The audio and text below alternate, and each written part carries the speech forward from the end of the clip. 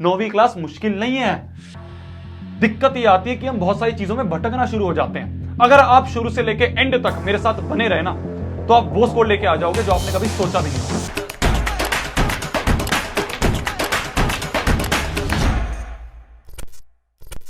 Hello everyone, this is शोभित तिरवान। आज की इस वीडियो में हम बात करने वाले हैं एक ऐसी क्लास के बारे में जो कि आपके दोस्तों ने, सोसाइटी ने, यूट्यूबर्स ने पहले तो कभी भाव ही नहीं दिया, फिर उसके बाद दिया भी तो बोला बहुत मुश्किल है, बिल्कुल समझ में नहीं आएगी, 8 से बहुत डिफिकल्ट है, साइंस के 3 पार्ट हो जाएंगे, मैथ समझ में नहीं आएगी, न्यूमेरिकल्स आने शुरू हो जाएंगे, बिल्कुल समझ में नहीं आएगा, पल्ले ही नहीं पड़ेगा, फेल हो सकता।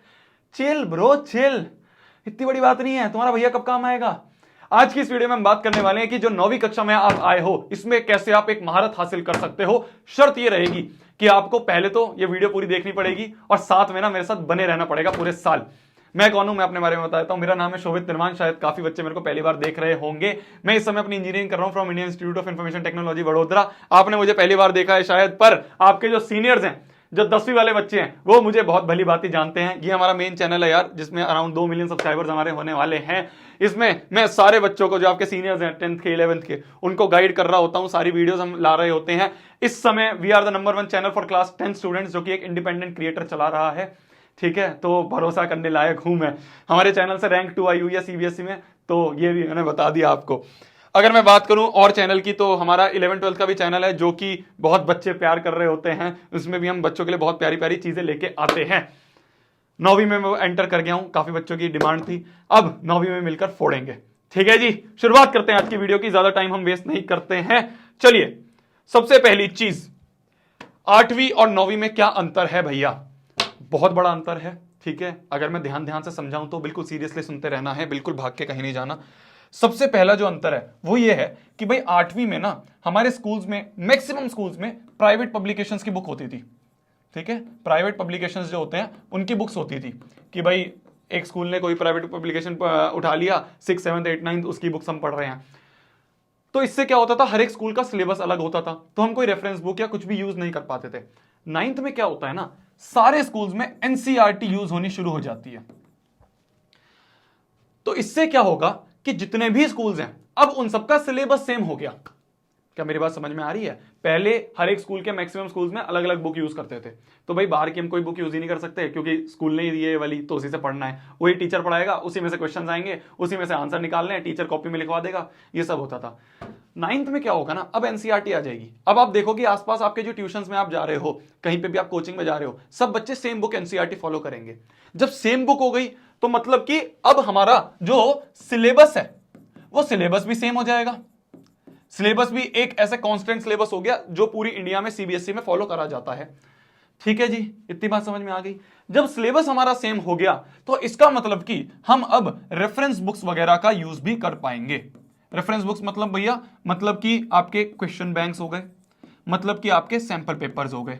भैया ये क्वेश्चन बैंक्स और सैंपल पेपर क्या होता है, मैं ये नहीं कह रहा कि इन्हें करना है, मैं सिर्फ आपको ओवरव्यू दे रहा हूं। ठीक है, कितनी करनी है, कौन सी करनी है, वो मैं बताऊंगा, उसकी टेंशन मत लो। अभी मैं आपको बता रहा हूं कि क्या क्या अंतर है। जब आपके सेम सिलेबस हो गया है, मतलब कि अब आप कुछ कुछ रेफरेंस बुक्स भी नाम सुन रहे होंगे आसपास, है ना, दिमाग में आ गए होंगे, कुछ बच्चों ने सुन लिया होगा, R D Sharma, R S Agarwal, S Chand, Lakhmir Singh, ये सारी हैं। भैया क्वेश्चन बैंक क्या होता है, वो तो गाइड हो गई जो मैंने आपको बताया। जैसे कि आपकी लखमीर सिंह हो गई, उसमें क्या होता है, कॉन्सेप्ट्स को अच्छे से समझाया जाता है। क्वेश्चन बैंक क्या चीज होती है, क्वेश्चन बैंक का मतलब होता है कि आपको हर चैप्टर के कुछ क्वेश्चंस मिल जाएंगे जिनको आप प्रैक्टिस कर सकते हो, अदर देन एनसीईआरटी। एनसीईआरटी में तो एक्सरसाइज में कुछ कुछ क्वेश्चंस होंगे, पर क्वेश्चन बैंक में क्या होता है, और आपको एडिशनल क्वेश्चंस मिल जाते हैं जिससे कि आप अच्छे से उस चैप्टर को समझ पाओ, अच्छे से वो आपके चैप्टर पे ग्रिप बन जाए। सैंपल पेपर क्या होता है, सैंपल पेपर का मतलब होता है मेरी जान कि जब आप पेपर देने जाओ उससे पहले आप घर पे बैठ के कुछ मॉक एग्जाम्स दे दो। तो कुछ पेपर्स जो होते हैं उन्हें हम सैंपल पेपर्स कहते हैं।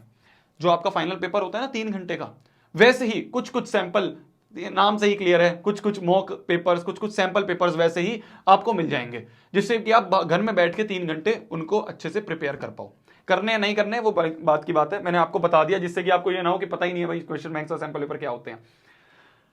तीसरे होते हैं आपके गाइड्स, जो मैंने आपको बताया, जैसे कि लखमीर सिंह, मंजीत कौर हो गई। इसमें क्या होते हैं, आपके एनसीईआरटी को और अच्छे से डिटेल में एक्सप्लेन करा जाता है। क्यों एक्सप्लेन करा जाता है, क्योंकि मेरी जान जो 9th क्लास है ना, इस 9th क्लास में ना आपका बेस तैयार होता है आगे की क्लास के लिए। जो आप 10th में, 11th में, 12th में जा रहे हो ना, उसके लिए आपका बेस तैयार होगा 9th क्लास में। तो कहा यह जाता है कि 9th क्लास में ना कॉन्सेप्ट्स बहुत अच्छे से क्लियर करो। क्या बोला मैंने? कहा यह जाता है कि अगर ये बेस है तो आपको इनके कॉन्सेप्ट्स बहुत अच्छे से क्लियर होने चाहिए। मोल कॉन्सेप्ट आएगा आपके में, ठीक है, 9th में आएगा साइंस में। मोल बहुत इंपॉर्टेंट है, वो 11th में आता है, वो 12th में आता है। पूरी 11th 12th की केमिस्ट्री, फिजिकल केमिस्ट्री उसी पे बेस्ड है। आपके और अलग अलग मैथ्स में जो नंबर्स वाले आएंगे वो सारे बहुत इंपॉर्टेंट है। तो वो क्या होता है, एक बेस होता है, तो इसलिए उसके कॉन्सेप्ट्स इंपॉर्टेंट है। अब कॉन्सेप्ट कई बच्चों को एनसीईआरटी में नहीं समझ में आते, को थोड़ी मुश्किल भाषा लगती है, तो उसके लिए वो गाइड में चले जाते हैं, जैसे लखमीर सिंह हो गई और वगैरह वगैरह, अलग अलग गाइड्स, ऑल इन वन हो गई। तो ये गाइड होती है। क्या मेरी बात समझ में आई? अभी मैं आपको बस बता रहा हूं कि यार ये होती है, करना है नहीं करना वो बात की बात है। तो पहला हमने बताया कि प्राइवेट पब्लिकेशन से हम एनसीईआरटी में आ जाते हैं। जब एनसीईआरटी में आ जाते हैं तो सिलेबस सेम हो जाता है। सिलेबस सेम हो जाता है तो आपने आसपास अपने दोस्तों से सुना होगा कि reference book, guide, question bank, sample paper, ये भी हम यूज कर सकते हैं। ठीक है जी, ये बात हो गई।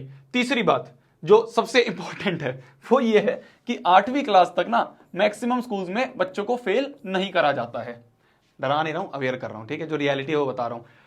8वीं क्लास तक बच्चों को मैक्सिमम फेल नहीं करा जाता है। 9वीं में ऐसा नहीं है। 9वीं में बच्चे फेल होते हुए मैंने देखे हैं। मेरे स्कूल में बहुत सारे बच्चे थे जो कि 9वीं में बहुत लड़क भड़क गए थे।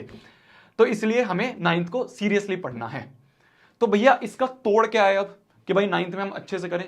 इसका मात्र ये तोड़ है कि आप अभी से कॉन्स्टेंटली पढ़ाई करते रहो।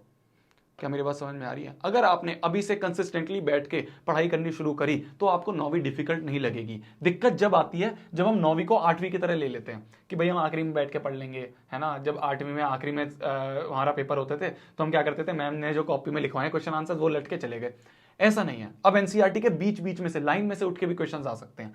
तो आपको अभी से धीरे धीरे थोड़ा थोड़ा, ये नहीं कह रहा मैं कि बहुत ज्यादा घंटे पढ़ना है, मैं 8-8 9 घंटे नहीं, आप दिन के 1.5-2 घंटे भी पढ़ोगे ना वो भी बहुत है, पर आपको कंसिस्टेंटली लगे रहना है। ठीक है, समझ में आ गई बात? अब आगे बढ़ते हैं।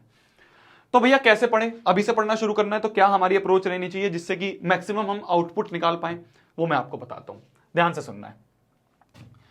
सबसे पहली चीज है आपकी कि एक बात समझ लो, दुनिया में जितनी भी रेफरेंस बुक है उन सबका बाप है एनसीईआरटी।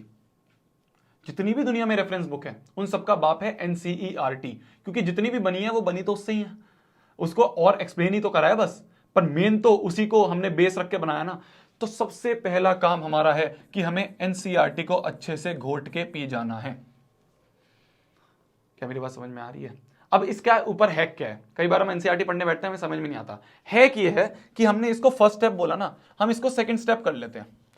क्यों भैया सेकंड स्टेप इसलिए कर लेते हैं? पहले हम क्या करेंगे ना, हम यूट्यूब पे जाएंगे, ठीक है। मैं नहीं कह रहा आप कोचिंग लो ना लो, आप कोचिंग ले रहे हो बहुत बढ़िया बात है, नहीं भी ले रहे हो तो कोई टेंशन नहीं है, यूट्यूब पे सब पढ़ा है। आप यूट्यूब पे जाओ, मान लो आप आज आपका मन कर रहा है कि भैया मैं साइंस का चैप्टर नंबर 1 पढ़ना चाहता हूं या पढ़ना चाहती हूं, तो मेरे को अब चैप्टर नंबर 1 पढ़ना है भैया। तो आपने बोला एनसीईआरटी पढ़ो, मैं कहा नहीं, सबसे पहले क्या करो ना, यूट्यूब पे जाके एक छोटी सी 1 शॉट वीडियो देख लो उस चैप्टर नंबर 1 की। 1 शॉट वीडियो क्या होता है? 1 शॉट का मतलब होता है कि एक लेक्चर में आपका 40 से 50 मिनट, 1 घंटे के लेक्चर में आपको वो पूरा चैप्टर जो है ना ऊपर ऊपर से पढ़ा दिया जाएगा। इससे क्या होगा कि अब आप जब एनसीईआरटी पढ़ने बैठोगे तो आपको चीजें रिलेट होनी शुरू हो जाएंगी, क्योंकि आपने स्टोरी पहले अच्छे से पढ़ ली है, आपने पूरे चैप्टर का ओवरव्यू पहले से ले लिया है। क्लियर हो रही है मेरी बात? अगर आप डायरेक्ट एनसीईआरटी पे बैठोगे ना तो आपको शायद वो समझ में ना आए। तो आप क्या करो कि भाई आपने YouTube से एक कोई भी वीडियो देख ली किसी भी टीचर की, सारे टीचर्स बहुत अच्छे हैं यार, बहुत अच्छा पढ़ा रखा है YouTube पे, तो आपने भाई लिखा कि chapter number 1 science class 9th explanation video, आपको एक वीडियो मिलेगी जिसकी भी अच्छी लगे, जिससे भी ट्यूनिंग से बैठे, उसकी आपने देख ली। फिर आपने क्या करा, फिर आपने एनसीईआरटी रीड करनी शुरू करी। अब जब आप एनसीईआरटी रीड करोगे ना तो आपको समझ में आना शुरू हो जाएगा, समझ में आना शुरू हो जाएगा, आप उसको अंडरलाइन करोगे। अगर आप चाहते हो कि एनसीईआरटी पे अभी मैं अगर डिस्कस करने लग जाऊंगा बहुत बड़ी हो जाएगी, अगर आप चाहते हो कि एनसीईआरटी कैसे बेस्ट तरीके से रीड करनी चाहिए उसके ऊपर अगर आप वीडियो चाहते हो तो मेरे को कमेंट में बता देना, मैं बना दूंगा। तो पहला काम हो गया आपका कि आपको 1 शॉट वीडियो देखनी है, फिर आपको एनसीईआरटी रीड करनी है। आपने एनसीईआरटी को अच्छे से रीड करा, आपने हाथ में अपने पेंसिल वगैरह लेके अंडरलाइन करता रहा जो जो इंपॉर्टेंट है। तीसरा काम क्या होगा ना, तीसरा काम होता है नोट्स बनाना।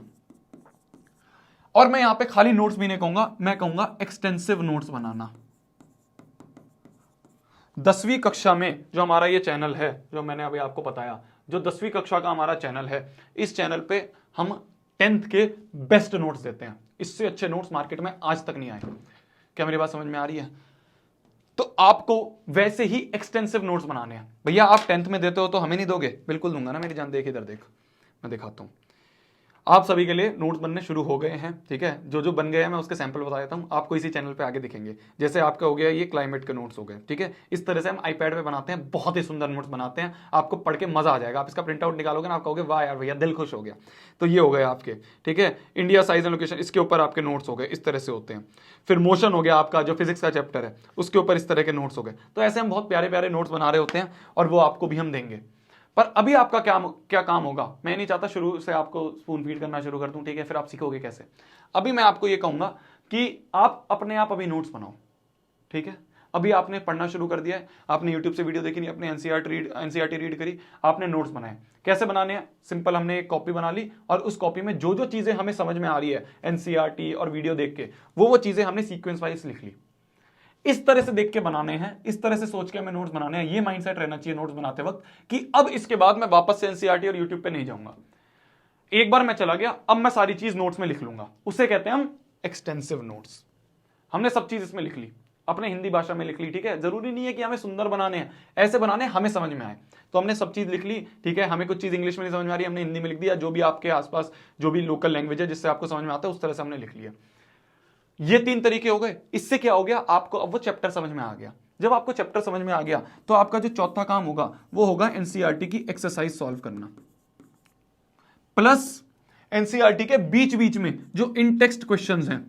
भैया ये इन टेक्स्ट क्वेश्चंस क्या होते हैं? इन टेक्स्ट क्वेश्चंस होते हैं आपके एनसीईआरटी के बीच बीच में, आप देखोगे जब आप रीड कर रहे होगे बीच बीच में ना ऐसे डब्बे बन के क्वेश्चंस बने होंगे, ठीक है। ऐसे डब्बे बन के ऐसे क्वेश्चन होंगे। वो क्वेश्चन भी बहुत इंपॉर्टेंट है, उससे भी डायरेक्ट सवाल आ जाता है। तो आपको ये दोनों क्वेश्चंस अपने आप सॉल्व करने हैं। भैया अगर मेरे से सॉल्व नहीं हो पाए तो क्या करूं? नहीं हो पाए तो कोई बात नहीं मेरी जान, गूगल कब काम आएगा? गूगल पे सब चीज पड़ी है, पहले अपने आप सॉल्व करके देखो। नहीं हो पाए 1-2 बार ट्राई मारने बाद तो हमने गूगल पे जाके चीजें देख ली। इस तरीके से आपका वो चैप्टर जो है ना वो अब अच्छा हो गया है। अब आप उस चैप्टर में एक तरह से महारत हासिल कर सके हो। आपने अपने आप अपने नोट्स बनाए हैं तो आपको कॉन्सेप्ट भी अच्छा हो गया। बस इतना करना होता है, इससे ज्यादा कुछ नहीं करना होता, ठीक है। भैया मैंने सुना है R D Sharma, R S Agarwal कर सकते हैं, बहुत अच्छी बुक है। पहला स्टेप है ये करना। जब तक आपको एनसीईआरटी का एक एक सवाल नहीं आता है, आपको मैंने नींद में उठा के भी पूछ लिया कि यार ये वाला सवाल कैसे करना है, आपने वो बता दिया, तब आप दूसरी रेफरेंस बुक पे भाग सकते हो। अगर आपसे जब भी वो सॉल्व नहीं हुआ ना, मतलब कि अभी आपकी एनसीईआरटी क्लियर नहीं है, अभी ना मत भागो। क्या मेरी बात समझ में आ रही है? पहला स्टेप है, बिल्कुल पहला स्टेप है, इतना करो। हर एक चैप्टर के लिए हमें इतना इतना करना है। क्या मेरी बात समझ में आ रही है? भैया रिवीजन कैसे करें जिससे हम भूले ना, उसके ऊपर अलग वीडियो बना दूंगा ना। अभी इतनी बड़ी वीडियो बनाए, आप बोर हो जाओगे। धीरे धीरे इस चैनल पे सब चीज आएगी, टेंशन मत लो। तो ये हो गई हमारी बात कि कैसे पढ़ें। मैंने आपको स्टेप बाय स्टेप बता दिया कि कैसे कैसे पढ़ना है, आपको ये चीज फॉलो करनी है बस। आगे पॉइंट है ब्लंडर्स। सबसे पहला ब्लंडर जो मैंने खुद अपने ऊपर फील करा था, मैंने 6th 7th 8th ये 3 क्लास में टॉप कर दिया था। हमारे टाइम पे होता था कि भाई 10 CG पे जो ले आएगा उसका टॉप हो जाएगा, उसके ऐसे अखबार में और बाहर बोर्ड पे फोटो लग जाएगी। मैंने टॉप कर दिया, मेरे अंदर घमंड आ गया कि यार अब मेरे से अच्छा तो कोई है ही नहीं।